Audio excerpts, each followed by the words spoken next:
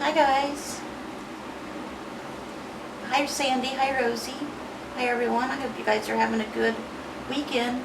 Sherm, can you open the blind please? So we can get some sunshine in here for our video.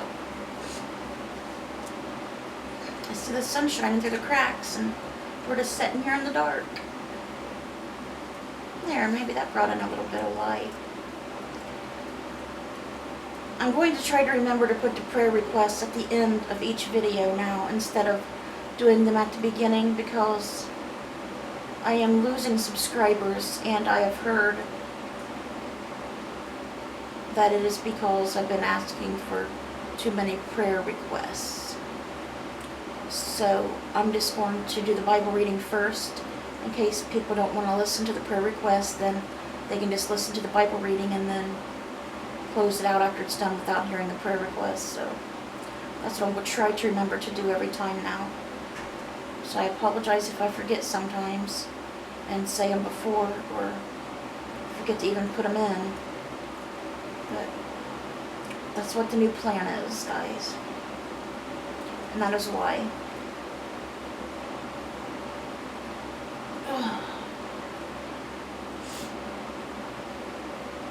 Such a pretty day. Wow. Alright guys, let's begin today's Bible reading, continuing on with Matthew chapter 24, verse 29, reading through verse 51.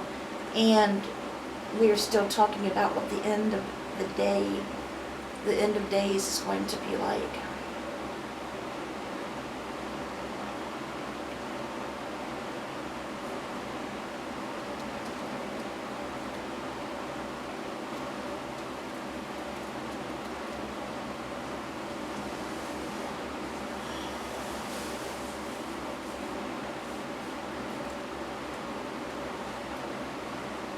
Immediately after the distress of those days, the sun will be darkened, and the moon will not give its light.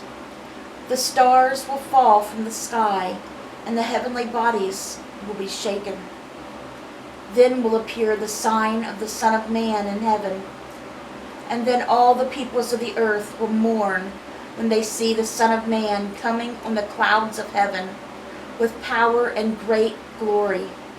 And he will send his angels with a loud trumpet call, and they will gather his elect from the four winds, from one end of the heavens to the other.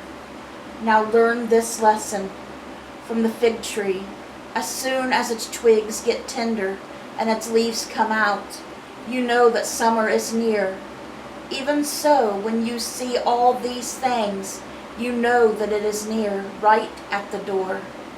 Truly I tell you, this generation will certainly not pass away until all these things have happened. Heaven and earth will pass away, but my words will never pass away. But about that day or hour, no one knows, not even the angels in heaven nor the Son, but only the Father. As it was in the days of Noah, so it will be at the coming of the Son of Man. For in the days before the flood, people were eating and drinking, marrying, giving in marriage, up to the day Noah entered the ark. And they knew nothing about what would happen until the flood came and took them all away. This is how it will be at the coming of the Son of Man. 2 men will be in the field, one will be taken and the other left. 2 women will be grinding with their hand mill, one will be taken and the other left. Therefore, keep watch, because you do not know on what day your Lord will come. But understand this, if the owner of the house had known at what time of night the thief was coming, he would have kept watch and would not have let his house be broken into. So you also must be ready, because the Son of Man will come at an hour when you do not expect him. Who then is the faithful and wise servant, whom the master has put in charge of the servants in his household, to give them their food at the proper time? It will be good for that servant whose master finds him doing so when he returns. Truly I tell you, he will put him in charge of all his possessions.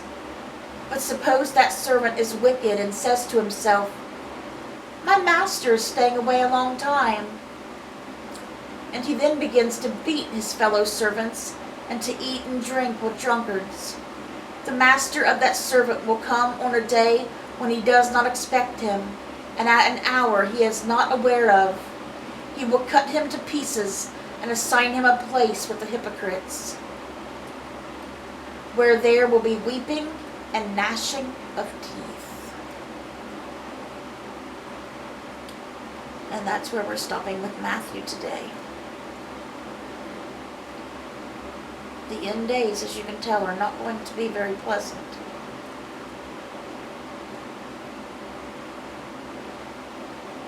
The good people, the children of God, will be taken to heaven. But the bad people, the people who do not believe in God or don't want nothing to do again with God, who hate God, they will be going through all of this. They will be suffering more than you can even imagine the suffering on this earth. Okay guys, our psalm today is Psalm 30. A song for the dedication of the temple of David. I will exalt you, Lord, for you lifted me out of the depths and did not let my enemies gloat over me. Lord, my God, I called to you for help, and you healed me.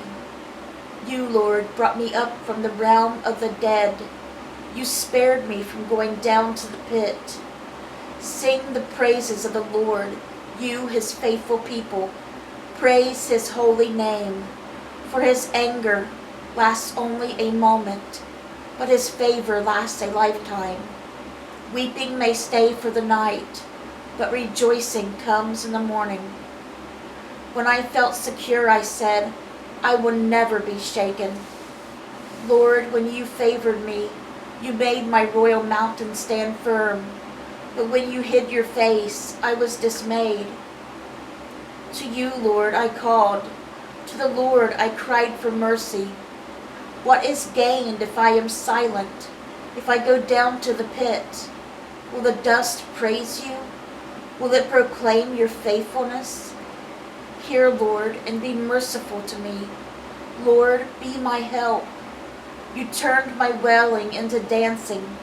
You removed my sackcloth and clothed me with joy, that my heart may sing your praises and not be silent. Lord my God, I will praise you forever. And that was another psalm, a beautiful song dedicated to the temple of David. Alright guys, we're ending today's Bible reading with Proverbs chapter 7, verses 24 through 27. Still talking about the adulterous woman and how she leads men astray. Now then, my sons, listen to me. Pay attention to what I say. Do not let your heart turn to her ways or stay into her paths. Many are the victims she has brought down. Her slain are a mighty throng. Her house is a highway to the grave, leading down to the chambers of death. Okay guys, that was today's Bible reading. I hope it touched your guys' hearts. We are going to begin the prayer requests now. I would like you guys to please keep April and Linda Thacker in your prayers for health reasons and also for comfort still where they lost their cousin Becky. You remember I was talking about Becky I asked prayer for. She was on life support. Remember she passed away. And also for Becky's sister Karen and her other family. And please keep our dear friend and sister in Christ Sandy in your prayers. She needs prayers for strength and comfort. Please keep Sherman in your prayers. Sherman Crabtree, my husband. please hope things get better with his relationship with him and his family. They're not fighting or anything. They're not very close to him like they should be. I just pray that they get closer, because I'm really the only person he has. Me and God, his family, really they never come around. So I pray that that'll change. They'll want to spend time with him and stuff. And please keep Christopher Surback in your prayers. He is doing so good. But then yesterday they found a blood clot in his leg. And he even had those pumps on his leg all this time, so that he wouldn't get a blood clot, but he still managed to get a blood clot in his leg. But since they found it, hopefully it'll be easily to take care of.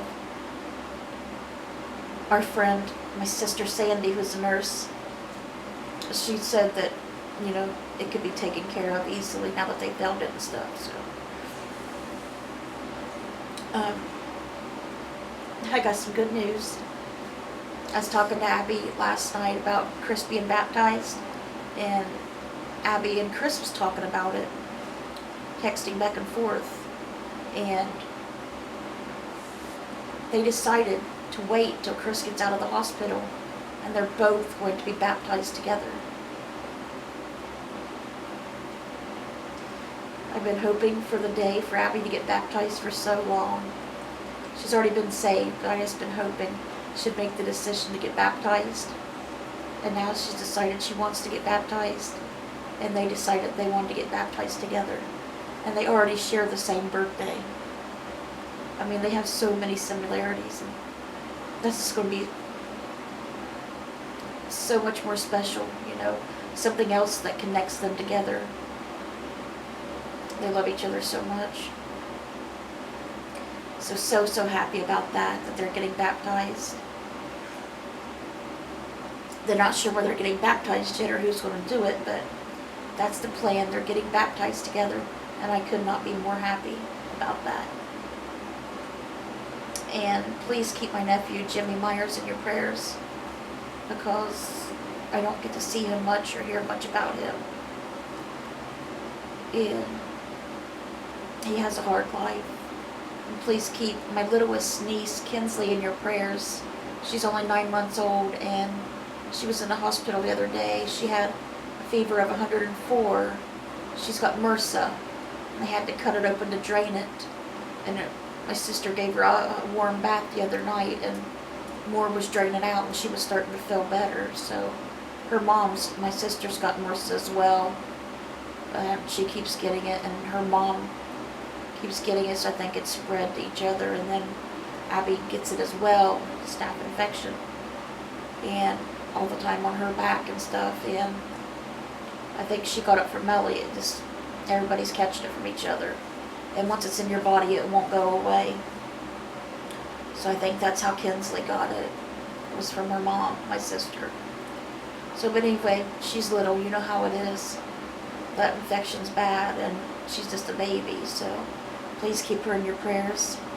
And with that being said, guys, I think that's all the prayer requests for today. Let's bring those souls to Jesus, and God willing, I'll see you guys all again tomorrow with another Bible reading.